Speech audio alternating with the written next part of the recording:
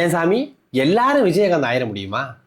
விஜயகாந்த் மாதிரி போய் ஸ்டேஜ்ல இருந்து பேசுறதுக்காக எல்லாரும் விஜயகாந்த் ஆயிட முடியுமா? இந்த வீடியோவை கேளுங்க சாமி. மக்கள் நீங்கள் சிந்திக்கணும், புதுசா வரவங்க ஆட்சி கொடுக்கணும்ட்டு. தன் வாழ்க்கையை மக்களுக்காக அர்ப்பணிச்ச ஒரே தலைவர் கேப்டன் தான். இது வரைக்கும் ஓகே, என்னால ஏத்துக்க முடியும்னு வச்சுங்களேன். விஜயகாந்தன் மீது எனக்கு பேரன்பும் பெருமதிப்பும் உண்டு. ஆரம்ப காலகட்டத்தில் நான் சின்ன பிள்ளையில இருந்தே. ஆனா இதுக்கப்புறம் இவர் பேசுவார் பாருங்க, அதை கேளுங்களேன். 40 வருஷம் இந்த மக்களுக்காக உழைச்ச ஒரே குடும்பம் கேப்டன் குடும்பம் தான். இல்ல எந்த மாற்று கருத்துமே இல்ல. குடும்பம் சொன்னார் பாத்தீங்களா, அங்கதான் இடிக்குது. கேப்டனை மட்டும் ஒதுக்கிட்டு மித்தவங்களாம் மக்களுக்காக உழைச்ச மாதிரி தெரியல.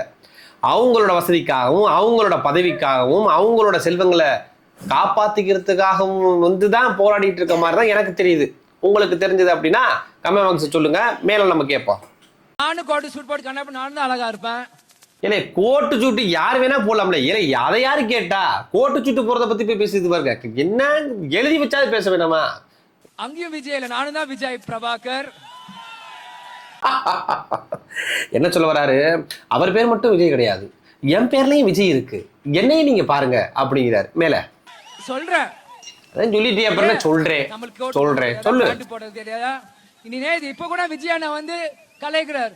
ஓடு ஓடு ஓடு ஓடு ஓடு ஓடு வேட்டக்கார வரன். நமக்கு கோட்டு போட தெரியாதா, பேண்ட் போட? இப்ப யாரு கேட்டா அந்த கூட்டத்துல? இல்ல வேற தாவே கலந்து கேட்டாங்களா? எங்களுக்கு மட்டும் தான் கோட்டு சுட்டு போட தெரியும், எங்களுக்கு மட்டும் தான் அந்த காப்பி ரைட்ஸ் இருக்கு அப்படின்னு சொல்லிட்டு யாருமே கேட்கலையே. இதெல்லாம் என்ன ராஜா ஸ்பீச்சு? ஏதாவது போய் பேசுறது.